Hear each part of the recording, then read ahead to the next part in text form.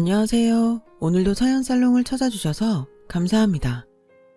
서울에 살고 있는 30대 여성이에요. 어른들이 그러잖아요. 남자가 사람 좋아서 뭐에 쓰냐고요. 그저 돈 잘 벌고 아내 위할 줄 알면 그만이라고 말이죠. 그런 의미에서 본다면 제 남편은 그리 좋은 남편은 아닐지도 몰라요. 왜냐고요? 제 남편은 사람은 좋은데 돈 버는 재주는 좀 떨어지고 대신에 저를 무척 아껴주는 사람이거든요. 그러니 어른들 기준으로 점수로 환산해보면 한 30점 정도 되겠네요. 하지만 저는 이 30점짜리 남자가 세상에서 가장 멋지고 대단해 보여요. 어려운 상황에도 인간애를 잃지 않고 나답게 살아가는 사람이니까요. 요즘 같은 세상에 나답게 산다는 건 대단한 의지가 아니고선 불가능한 일이 아닐까 생각해요. 때로는 보고도 못 본 척 넘겨야 하는 일이 많잖아요. 그래야 일신이 편하고 때로는 불의에 잠시 눈 감을 줄 알아야 집단에서 따돌림을 당하지 않으니까요. 그러니 그러지 못하는 제 남편의 성격은 사는데 얼마나 큰 장애물이 되겠어요. 그럼에도 자신을 잃지 않고 꿋꿋하게 살아가니 멋진 사람이죠. 말은 이렇게 하지만 사실 저도 처음엔 이런 남편이 마음에 들지는 않았어요. 좀 미련해 보였거든요. 하지만 막상 제가 어려움에 빠져보니 이 남자의 진가를 알겠더라고요. 저는 한동안 직장 상사의 괴롭힘을 당한 적이 있어요. 유부남이었던 상사가 제게 치근덕대길래 자꾸 이러시면 사내 인권위에 진정서를 넣겠다고 했더니 그때부터 저를 괴롭히기 시작한 거죠. 치마를 입고 출근하면 남자 꼬시려고 발악을 한다고 빈정대거나 남자 직원들과 탕비실에서 커피라도 마시고 있으면 다가와 김대리도 조심해. 진영씨 아주 무서운 사람이거든. 말 몇 마디 섞었다간 성희롱 당했다고 인권위에 진정서 넣을지도 몰라. 이러면서 말이죠. 그런 일이 반복되자 회사 사람들이 하나 둘 저를 피하기 시작했어요. 왕따가 된 거죠. 그 일로 저는 정신과 상담까지 받아야 했지만 상사의 태도는 여전했어요. 오히려 제가 정신적으로 문제가 있는 것처럼 떠들어댔죠. 이러다간 피말라 죽을 것 같다는 생각이 들 정도였어요. 그래서 사직서를 썼는데 그걸 제 남편이 본 거예요. 남편은 제게서 사직서를 뺐더니 다짜고짜 상사에게 가서는 이제 그만하시죠. 아무리 직장 상사라도 개인의 인권을 침해할 권리는 없는 거 아닌가요? 애초에 결혼까지 하신 분이 여직원한테 불필요한 행동을 하다 거절당했다고 안갚음을 하시는 것 같은데 비열한 행동 같습니다. 이진영 씨한테 사과하시고 이쯤에서 그만하시죠. 남편의 행동에 상사가 얼굴을 붉히긴 했지만 다행히도 이후로는 저를 괴롭히지는 않았어요. 하지만 남편은 그 일로 상사의 눈밖에 나는 바람에 큰 프로젝트에서 번번이 밀리고 말았어요. 상사가 희망퇴직자 명단에 올라 회사를 떠날 때까지 말이죠. 그 일이 있고부터 남편이 전과는 달라 보였고 그렇게 저는 마음을 열게 되었어요. 왜 사람이 그렇잖아요. 좋게 보면 한없이 좋게 보이고 나쁘게 보면 사소한 것 하나도 나쁘게 보이는 심리 말이에요. 제가 그랬어요. 한번 마음을 열고 보니 남편의 약점도 그리 문제가 되지 않았죠. 하지만 제 부모님은 조금 달랐어요. 내 딸이 남들보다 나은 남자를 만나서 좀 더 편하게 살기를 바라셨을 테니까요. 하지만 제 남편은 저희 부모님의 기대와는 달리 불우한 가정에서 고생하며 자랐거든요. 7살 무렵 부모님이 이혼을 하시고 엄마와는 연락이 끊긴 채 아빠랑 단 둘이 살다가 초등학교 2학년 때 아빠마저 세상을 떠나시는 바람에 친할머니 댁에 보내지게 된 거죠. 친할머니는 평소엔 남의 집 품앗이를 하거나 나무를 뜯어 장에 내다 팔곤 하셨고 늦가을부터는 붕어빵 장사를 하며 생계를 이어가셨어요. 큰아들은 서울에서 건축설계 사무실을 하고 있고 그 밑으로 3살 터울인 딸은 남편과 보습학원을 하고 있지만 몇 년에 한 번 집에 올까 말까 할 정도로 연락이 뜸했어요. 그나마 제일 엄마를 위하던 막내 아들이 교통사고로 하루아침에 세상을 떠나버리자 혼자 남은 손주를 시설에 보낼 수 없어서 혼자 살기도 빠듯한 형편에 맡아 키우게 된 거였죠. 물론 얼마 안 되지만 아들의 재산과 사망보험금이 있었지만 그건 나중에 손주 대학교 보내고 장가 보내는 데 쓰려고 꽁꽁 숨겨두고 사셨어요. 그런데 그동안 연락도 없던 자식들이 조카의 미래가 달린 돈을 뺏으려고 때로 몰려왔지 뭐예요. 그리곤 서로 경쟁하듯 서로 자기가 더 힘들다고 징징대기 시작했어요. 엄마, 저 정말 너무 힘들어요. 당장 이번 주까지 자재비 못 메꾸면 파산할지도 모른다고요. 엄마 아들이 신용불량자 되면 좋겠어요. 제가 이자 쳐서 꼭 갚을 테니까 그 돈 저 좀 빌려주세요. 네? 그래요 어머님. 선우 대학 가려면 아직 한참 멀었는데 일단 이 회사 살리는데 빌려주세요. 선우 대학 공부는 저희가 책임지고 시켜주면 되잖아요. 어머, 웃겨 정말. 퍽이나 오빠네가 선우 대학까지 보내주겠다? 급하다고 아무 말이나 내뱉으면 안 되지. 내가 오빠를 몰라? 재작년이던가? 막내가 월세 보증금 올려야 된다고 오빠한테 돈 끌어갔을 때 오빠가 뭐라 그랬어? 돈거래는 부모 자식 간에도 하는 거 아니라고 했어 안 했어? 걔 그때 너무 힘들어서 사채까지 빌릴 생각했던 애야. 근데 이제 와서 그런 애 목숨값 받은 걸 낼름 할 생각을 해? 사람이 양심이 있어야지. 그래도 난 없는 돈 끌어다 다만 얼마라도 빌려줬어. 어머, 아가씨 말 참 이상하게 한다. 설마 우리가 있는데 안 빌려줬겠어요? 이도 오죽하면 그랬겠냐고요. 그리고 그 돈을 그냥 빌려줬어요. 사채이자 다 쳐서 받았잖아요. 은행이자도 아니고 어떻게 동생한테 사채이자를 받았냐. 그래놓고 뻔뻔하게 돈을 빌리러 와? 벼룩도 낯짝이 있지. 언니, 말 다 했어요? 그때였어요. 할머니께서 대하에 든 물을 자식들한테 확 끼얹었어요. 막내 아들 목숨값 뜯어가려고 혈안이 된 자식들을 보자 도저히 참을 수가 없었던 거죠. 다 필요 없다. 그 돈은 아무한테도 안 빌려줘. 그니까 돈 뺏어가려면 이 애미부터 죽이고 가져가라. 썩을 것들. 부모 잃은 조카 앞에서 이 꼴을 보여야겠냐? 니들이 그러고도 사람이여. 난 더는 니들 낯짝 보고 잡지 않은게 앞으론 찾아올 생각도 하지 마라. 어서 썩 못 나가냐? 남편이 그러는데 할머니께서 화내심은 모습을 본 건 그날이 처음이었대요. 평소 큰 소리 한번 안 내시는 분이 얼마나 화가 나셨으면 그러셨을지 얘기만 들어도 알만 하더라고요. 결국 목적 달성을 못한 남매내외는 그 후로 발길을 끊고 살았대요. 남편이 할머니 댁을 나와 서울로 대학 진학을 할 때까지도요. 하루아침에 살 곳을 떠나 친할머니 집에서 살게 된 남편은 전과 달리 내성적으로 성격이 변했대요. 비록 편부스라였지만 그래도 내 부모가 있던 때랑 곁에 아무도 없는 거랑은 천지 차이니까요. 물론 할머니가 계셨지만 아빠와는 달랐어요. 매번 학교에서 나눠준 가정통지문을 전해드려도 한 번도 통지문을 제대로 보신 적도 없었죠. 그 바람에 한창 부모 손이 필요한 나이였던 남편은 매번 담임선생님한테 핀잔을 듣곤 했대요. 그래서 하루는 울면서 할머니한테 왜 가정통지문에 적힌 대로 신청서에 도장을 찍어주지 않냐고 했더니 할머니께서 그러시더래요. 나가 안 해주고 잡아서 그런 것이 아니여. 모른 게 그런 거지. 아가, 앞으로 말이여. 네가 할매한테 읽어주면 안 되겠냐? 할머니가 읽으면 되잖아. 나가 눈이 안 배. 그게 네가 혀. 말은 그렇게 하셨지만 사실 할머니는 그를 모르셨던 거예요. 남편은 중학생이 돼서야 그 사실을 알게 되었죠.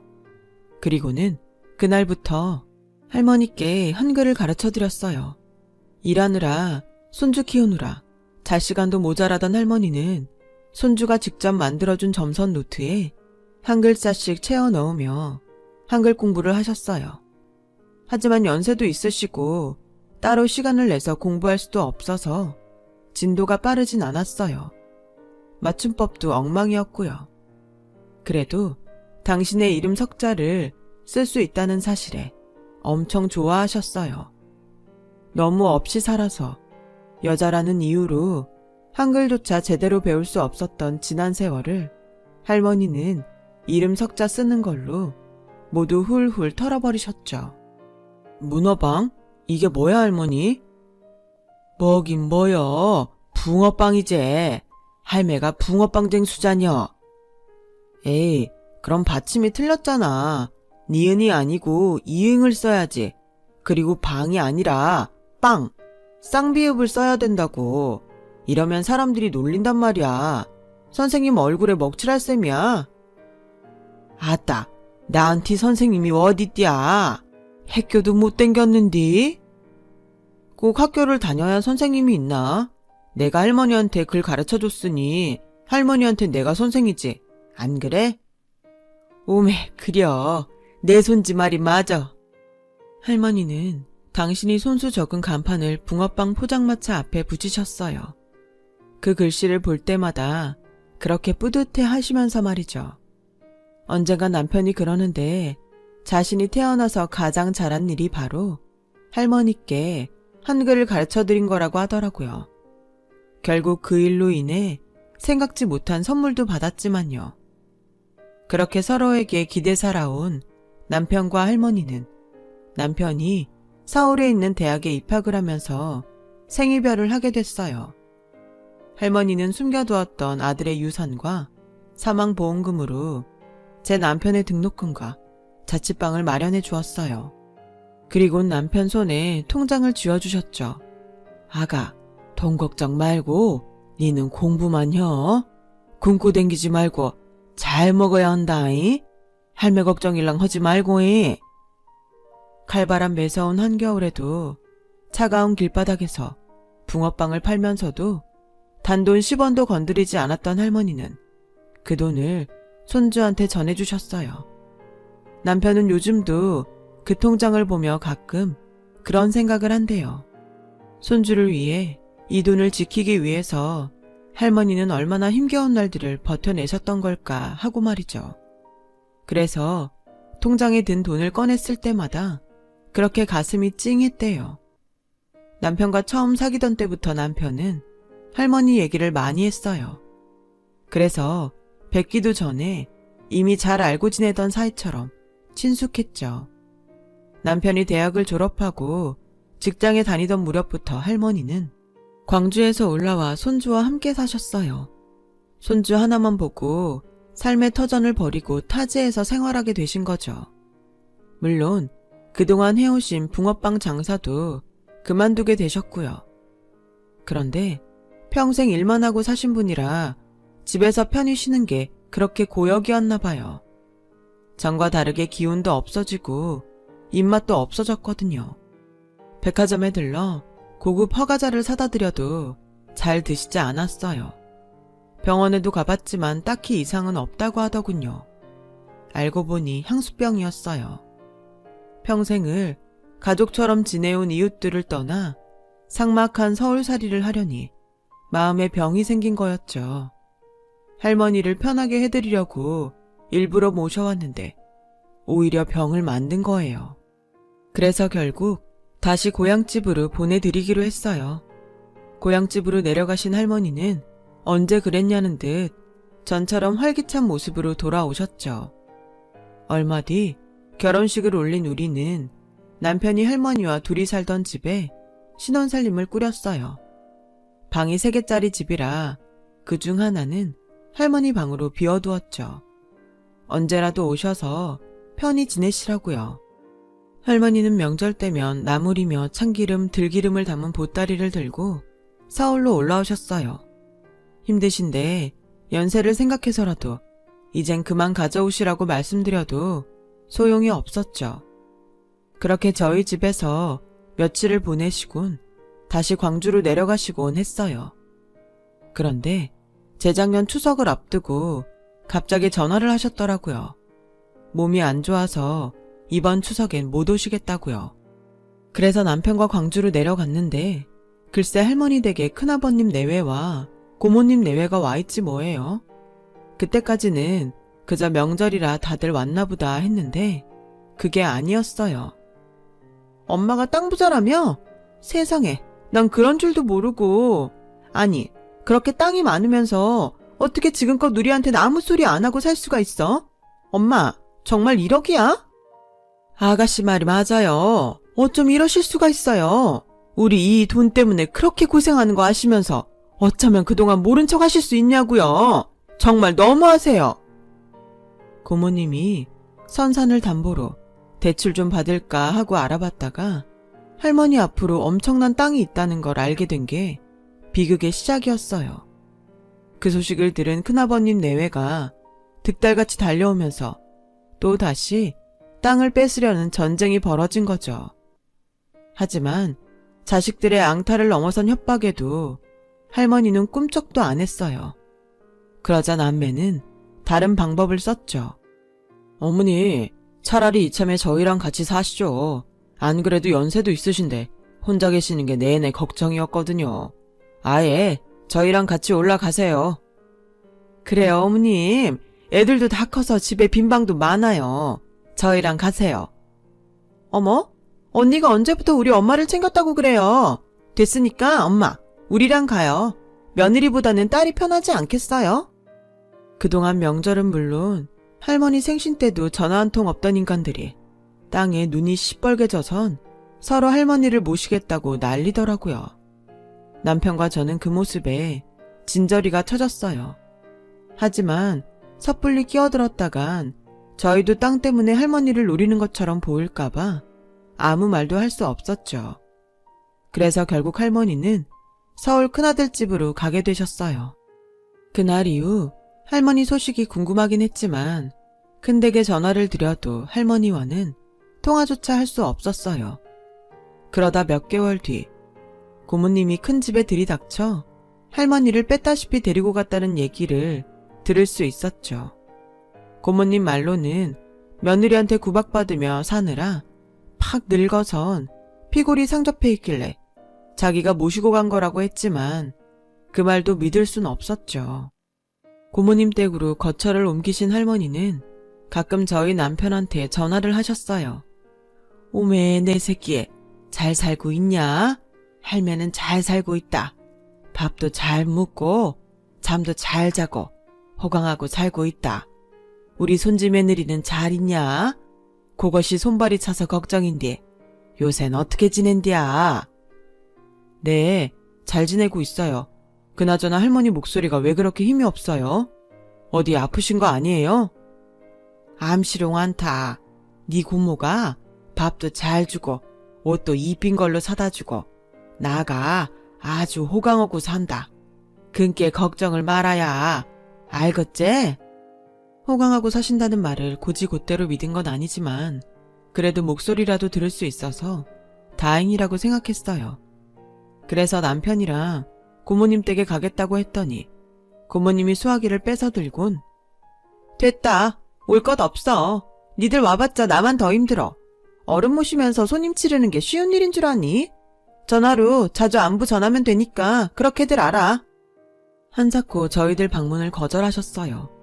그때 의심을 했어야 했던 건데 그렇게 1년쯤 지난 어느 날이었어요. 제가 첫애를 임신하게 되었죠. 기쁜 소식을 할머니께 알려드리려고 고모님 댁에 전화를 했는데 말도 안 되는 핑계를 대면서 할머님을 바꿔주지 않는 거 있죠. 그래서 혹시 어디 아프신 거냐고 물었더니 대뜸 이러는 거예요. 예쁘다 예쁘다 하니까 아주 어른 상투까지 잡으려드네. 설마 내가 엄마를 어떻게 했을까봐 이러는 거야? 괜히 쓸데없이 끼어들지 말고 네 할 일이나 해. 그러곤 전화를 끊어버렸어요. 그렇게 며칠이 지났는데 불안한 마음이 가시지 않는 거예요.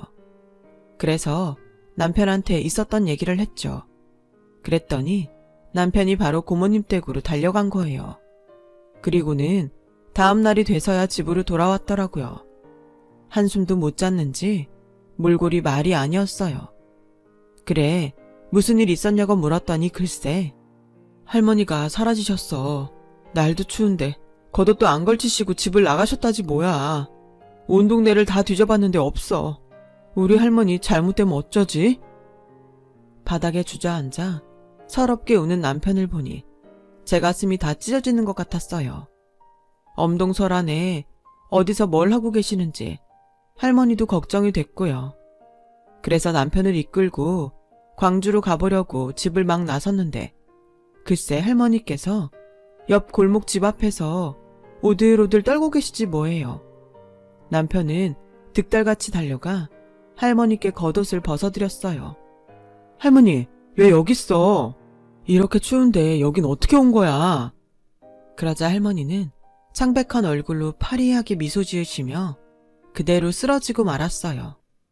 병원에 모시고 가보니 저체온증에 영양실조까지 걸려있다고 하더군요. 그동안 제대로 못 드시고 살았는지 몸 곳곳엔 부스럼까지 생겨 있었어요. 그 모습을 보니 나도 몰래 눈물이 흐르더군요. 제가 이러니 남편은 오죽했겠어요. 당장 고모한테 따지러 가겠다고 하는 걸 제가 뜯어 말렸죠. 당신이 이러면 어떡해. 지금은 할머니 건강이 더 중요한 거 아니야? 할머니 깨어나시면 그때 찾아가도 되잖아. 일단 진정하고 할머니만 생각하자.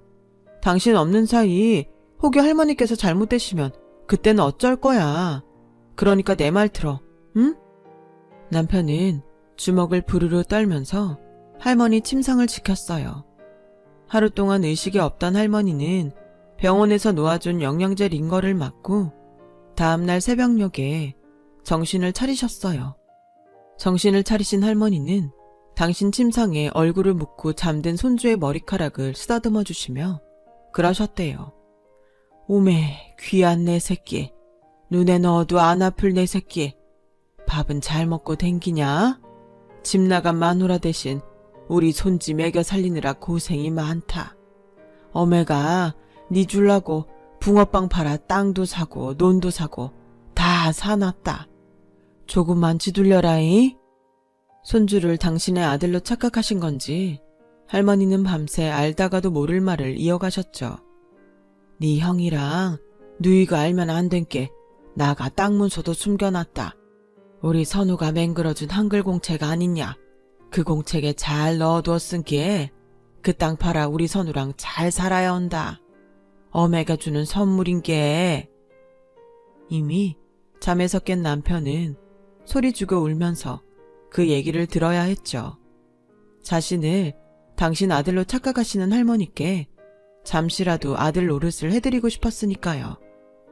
그리고 다음날 남편이 눈을 떠보니 할머니께선 곱게 잠드신 채 그대로 하늘나라로 가버리셨더라고요.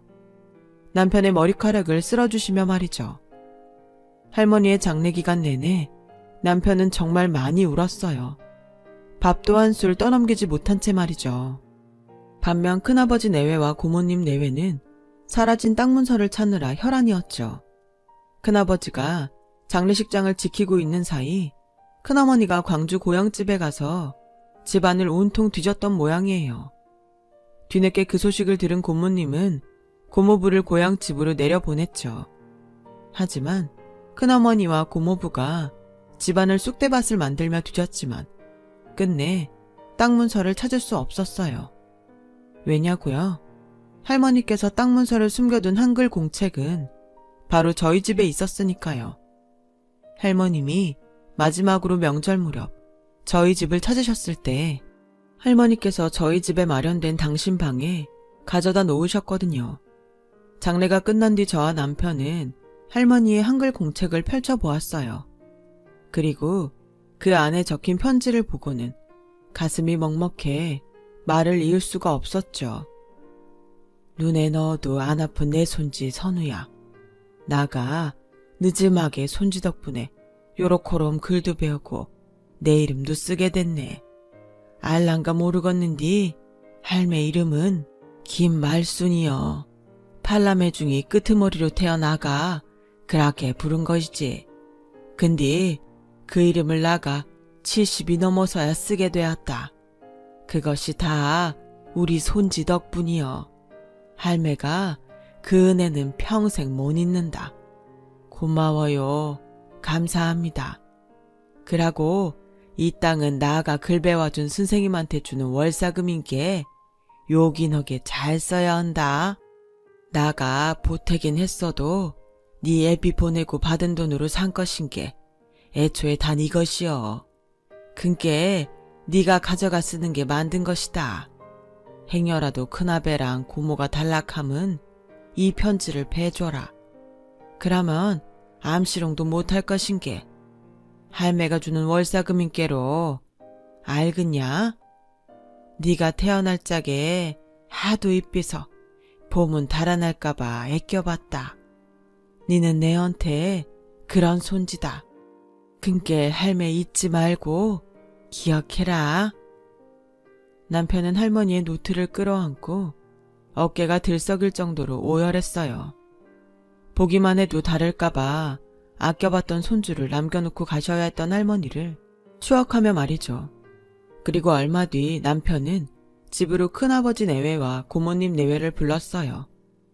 처음엔 바쁘다고 안 온다던 사람들이 땅 문서를 찾았다고 하니 득달같이 달려왔더군요.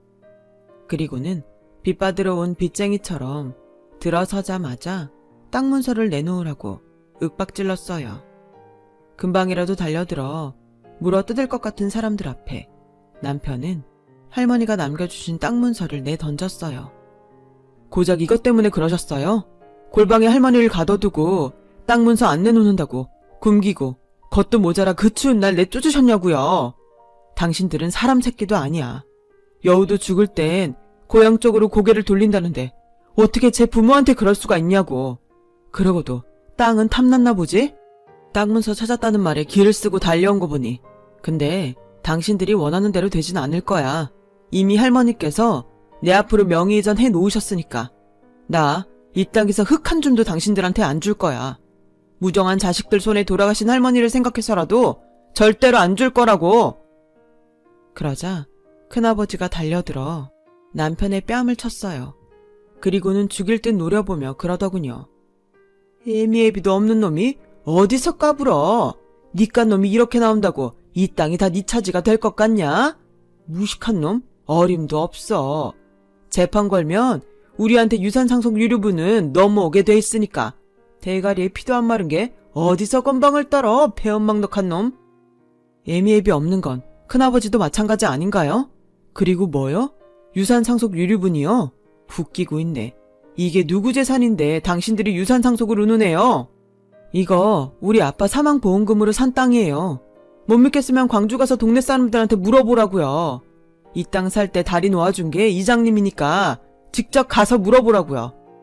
애초에 지들 것도 아닌 땅 가지고 폐륜을 저질렀다니 창피한 줄 아세요. 오늘 제가 오라고 한 건 땅 문서 때문이 아니라 내가 당신들 고소할 거라는 걸 알리기 위해서예요. 노인 학대에 감금 협박, 그리고 영하로 떨어진 날씨에 집 밖으로 내쫓아 사망에 이르게 한 살인죄까지 당신들이 할머니한테 저지른 만행 법정에서 달게 받으란 말입니다. 남편의 말이 떨어지기가 무섭게 두 집 내외는 서로 눈치를 보며 서로 떠넘기기에 바빴어요. 고모님은 할머니를 방에 가두고 굶긴 건 자기가 아니라 큰오빠라고 소리쳤고, 큰아버지는 한겨울에 엄마를 길바닥으로 내몰아 죽게 한 건 다 여동생이라며 서로를 힐난했어요. 한바탕 소란을 피우는 바람에 이웃이 경찰에 신고를 했고 결국 두 집 내외는 파출소로 끌려가게 되었죠. 그 후로 반년이 지난 지금 큰아버지와 고모님을 상대로 한 재판은 아직도 진행 중이에요. 요즘은 CCTV도 많고 녹화며 녹취가 가능한 전자기기도 많아서 의외로 증거가 많이 확보된 상태라 실형을 면하긴 어려울 것 같다고 하더라고요. 당연한 결과이긴 하지만 생각할수록 참 씁쓸하네요. 그리고 저는 출산을 앞두고 있어요. 아이를 낳을 때가 다 돼서 그런가 요즘 들어 할머니 생각이 더욱 나네요. 제 손발이 차다고 늘 손으로 문질러 주시던 그 온기도 그립고요. 생각난 김에 내일은 남편과 할머니 산소에 다녀와야겠어요. 가서 증손주 무사히 잘 낳게 해달라고 부탁도 드리려고요. 아마 하늘나라에서 도와주시겠죠? 지금까지 제 사연을 들어주셔서 감사드려요. 들어주신 분들 모두 건강하시고 원하는 일 다 이루시길 바랍니다. 여러분, 사연 댓글에 응원과 현명한 조언 부탁드려요. 좋아요와 구독은 저에게 큰 힘이 됩니다. 오늘도 좋은 일 가득하세요.